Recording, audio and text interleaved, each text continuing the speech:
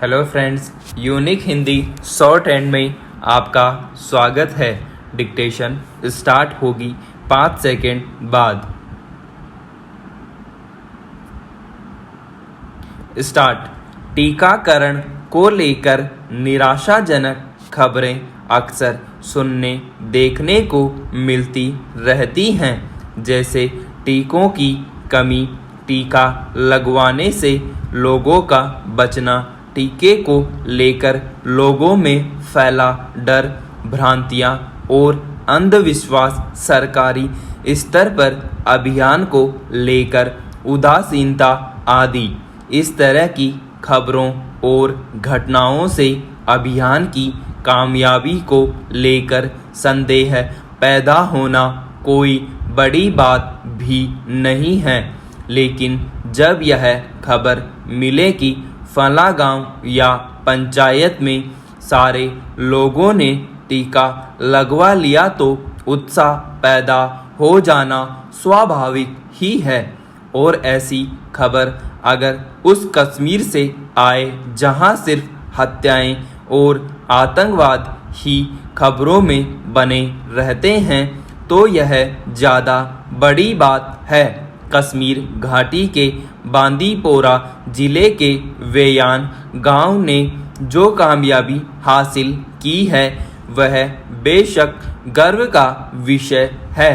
इस गांव की कामयाबी यह है कि यह देश का पहला गांव बन गया जहां सभी वयस्कों ने कोरोना का टीका लगवा लिया। गांव जिला मुख्यालय से 28 किलोमीटर दूर है।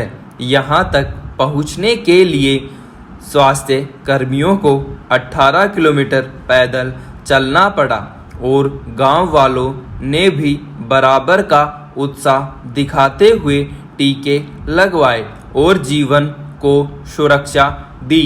अगर देश चाहे तो कश्मीर के इस गांव से प्रेरणा ले सकता है।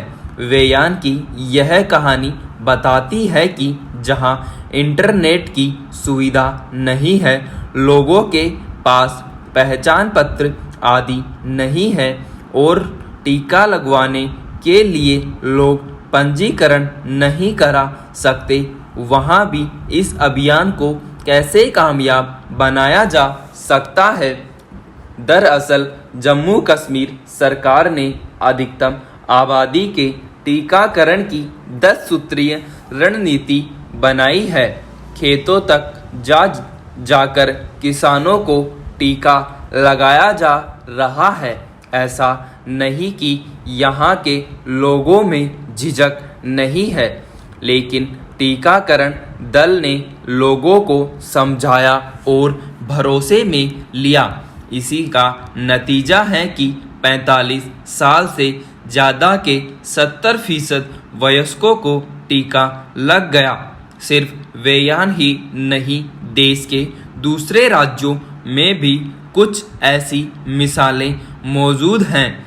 छत्तीसगढ़ के राजनांदगांव जिले के लालमेटा गांव के बाशिंदों ने तो बाकायदा टीका उत्सव मनाया और पूरे गांव वालों ने टीका लगवा लिया। दंतेवाड़ा जिले की 116 ग्राम पंचायतों में 45 साल से अधिक उम्र के सारे लोग टीके की पहली खुराक ले चुके हैं। मध्य प्रदेश के कटनी जिले के गांव बमोरी में लोगों ने खुद ही जागरूकता अभियान चलाया और सभी ग्रामीणों को टीका लग गया। इससे बड़ी विडंबना और क्या हो सकती है कि कोई मरीज अपनी जान बचाने की भूख में अस्पताल की शरण में पहुंचा हो और वहां के करता धरता दिखावे के अभ्यास के नाम पर ऐसा कुछ करते हैं जिससे उसकी मौत हो जाए। खास तौर पर वैसे लोगों की जान के साथ खिलवाड़ करके मौत की नींद सुला देने से ज़्यादा आपराधिक और क्या होगा, जिनकी जिंदगी बचाई जा सकती थी। आगरा के एक अस्पताल में इसी तरह की जैसी घटना सामने आई है। वह महज अनुमान पर आधारित कोई आरोप नहीं है, बल्कि चुपके से बनाए गए वीडियो में खुद उस अस्पताल के मालिक ने कई चौंकाने वाली बातें कहीं। अगर चारों ओर फैल चुके उस वीडियो में सामने आई बातों को आधार माने तो अस्पताल के मालिक ने कहा कि वहां भर्ती मरीजों पर प्रयोग या अभ्यास के तौर पर ऑक्सीजन की आपूर्ति 5 मिनट के लिए रोक दी गई, जिससे 22 लोगों की मौत हो गई।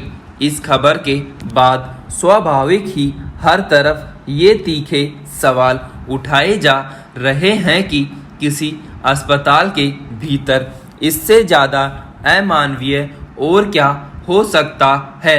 गौरतलब है कि आगरा के एक अस्पताल में जिस वक्त करीब 100 मरीज अपनी सांसों के लिए जद्दोजहद कर रहे थे, उस समय ऑक्सीजन कटौती करके उसके नतीजे देखने का यह आपराधिक प्रयोग किया गया।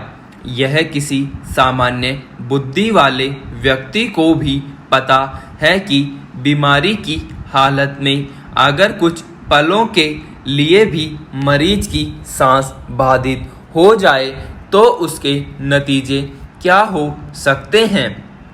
सिर्फ इसी वजह से ऑक्सीजन की सहायता से किसी मरीज की सांस की प्रक्रिया को सामान्य बनाने की कोशिश की जाती है, ताकि उसके जीवन पर आने वाले खतरे को कम किया जा सके।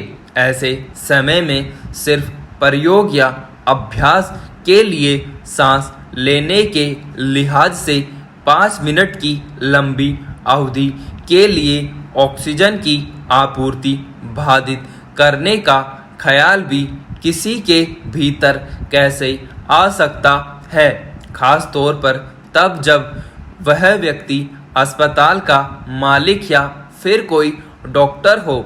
यूँ भी अगर कोई सफाई के तौर पर मॉक ड्रिल यानी झूठे अभ्यास की बात करता है तो इसका मतलब क्या होना चाहिए?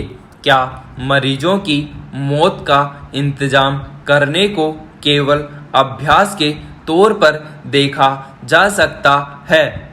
अब जब अस्पताल के मालिक का वीडियो चारों तरफ फैल जाने के बाद मामला तूल पकड़ता दिख रहा है, तब प्रशासन की ओर से जांच और कार्रवाई करने की बात कही जा रही है। लेकिन साथ ही वीडियो में 22 लोगों की मौत की बात कहे जाने के बावजूद जिला प्रशासन ने जिस तरह सिर्फ 7 मरीजों की मौत की बात कही है, उससे अंदाजा लगाया जा सकता है कि इस मामले की जांच किस दिशा में जा सकती है।